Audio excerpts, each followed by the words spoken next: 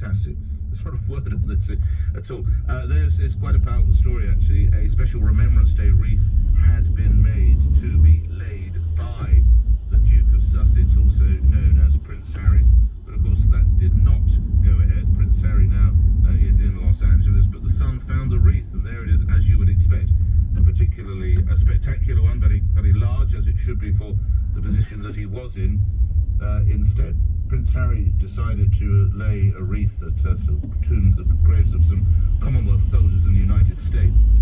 He did it with Meghan and his photographer, which I think you have to do that, don't you? I mean, I know that each time I buy a poppy, I absolutely ensure that that photograph is taken. And when I stood outside, it actually wasn't my own home, when I turned homes, I made sure that I was photographed. I mean, this is what you have to do at all times such as these.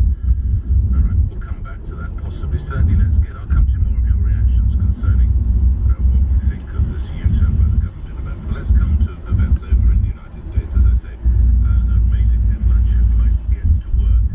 But unfortunately, of course, we do still have the sitting president who seems reluctant to go.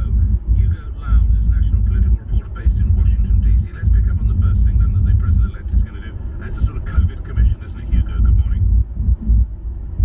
Good morning, yeah. I mean, Biden obviously won a substantial popular vote victory. We don't yet know what the electoral college vote is going to be, but agenda number one for the new Biden administration, I think, is going to be the coronavirus pandemic, which in the US is getting worse than ever.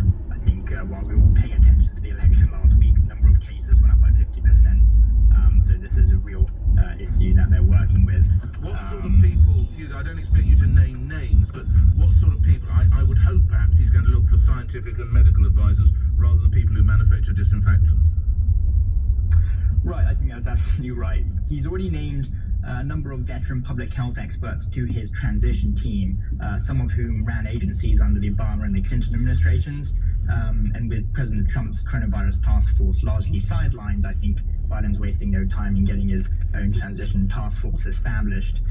Nothing's particularly finalized yet, but advisors that were helping him on the campaign trail are certainly going to move with him to the White House, is what campaign staff are telling us over the course of our reporting. Quite a lot made lastly, Hugo, in today's newspapers. If we turn to the other man involved, President Trump, of a rather shambolic press conference that was held at the Four Seasons Landscaping Agency, which the Four Seasons Hotel immediately distanced itself from, which didn't go particularly well, and his lead lawyer, Rudy Giuliani, being rather mocked. Hugo. Yeah, it was a bit of a disaster of a press conference, really. It wasn't particularly a press conference at any rate. The fact of the matter was the election was called mid-press conference, and Rudy Giuliani was informed of the decision mid-sentence, to which he responded with completely unfounded claims of widespread voter fraud and how the media doesn't call the election. Of course, the states are the ones who publish the results, which allow the networks to call the election. So it was very difficult to understand what is going through the Trump campaign's psyche at the moment, and certainly Rudy Giuliani. Well, we hear that the former president, or current president, serving president, might go on a nationwide tour with some rallies and hold up paperwork claiming dead people have voted. Have you heard that line? That was the new Axios reporting that came out tonight. It's very difficult to know what this president is going to do. As we know, over the last 4 years, he's very erratic, very volatile.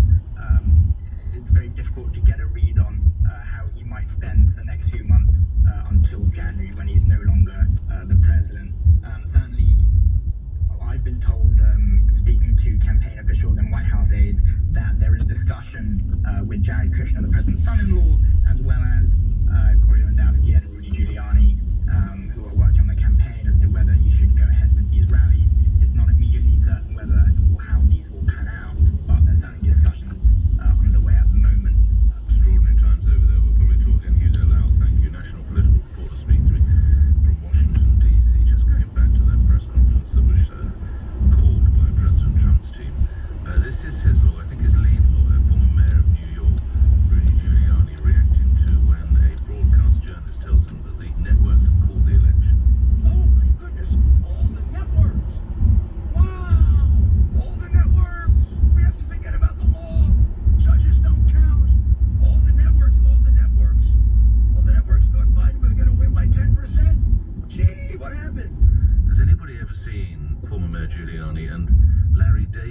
Curb Your Enthusiasm in the same room? Fanfare? What fanfare? I don't like the fanfare. He's saying I like fanfare? You can tell a few people. He just doesn't need the whole world to know that he donated all this money. You know what? I didn't need the world to know either. Nobody told me that I could be anonymous and tell people. I would have taken that option, okay? You can't have it halfway. You're either anonymous or you're not. What is it? So, Rudy Giuliani, or Larry David was actually the mayor of New York, I think 2 terms, or more, I don't know. Right, back to events here in the UK. The head of the government's vaccine task force has charged you and me £670,000 for some top-notch PR work. Details now, LBC's political editor, Theo Ashford. Theo. There have been calls, of course, for the Prime Minister to dismiss Baroness Dido Harding, the boss of Test and Trace. Now a second senior official, as you say, Nick, is in the firing line. Step forward, Kate Bingham, the head of Boris Johnson's vaccine task force. At the weekend, it emerged she had charged the taxpayer £670,000 for a team of 8 PR consultants.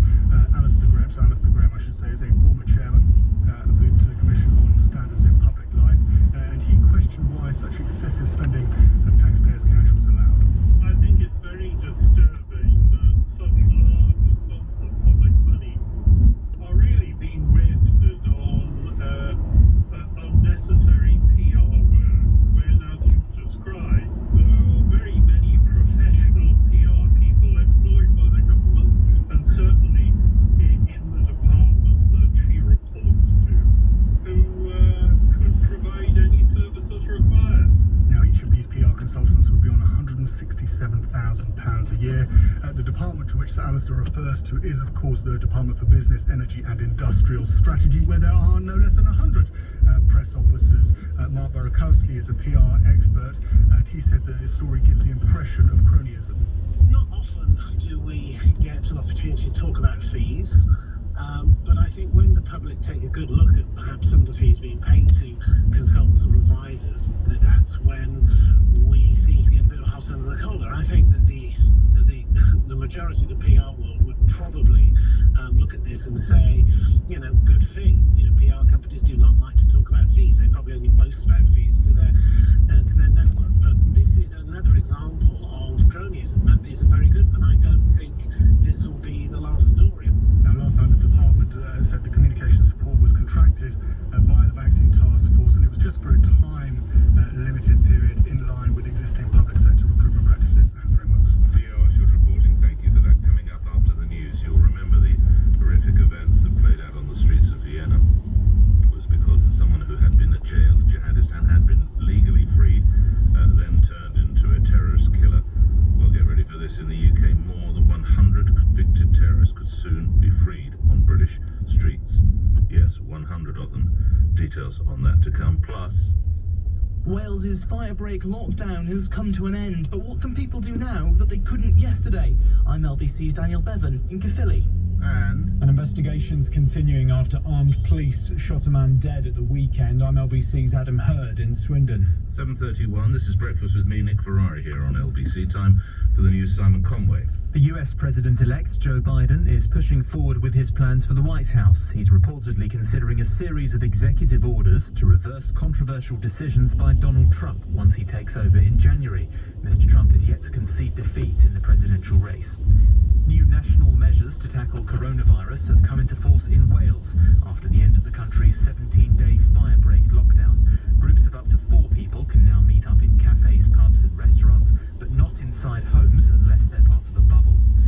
4 people have been arrested after hundreds gathered in Manchester for an anti-lockdown protest. Fines were handed to 24 people at yesterday's demonstration, which police have described as irresponsible. And the weather, cloudy with showers for most, heaviest in the southwest of England and South Wales later. A few bright spells elsewhere, mostly in the far north, and feeling mild, a high of 16 degrees. Eddie Mair on LBC. Boris Johnson said when the data changes, we must change course. The truth is, though, the data changed on September the 21st when Sage said the country faced a very large epidemic with catastrophic consequences unless immediate action was taken with a 2-week circuit breaker. Well, there was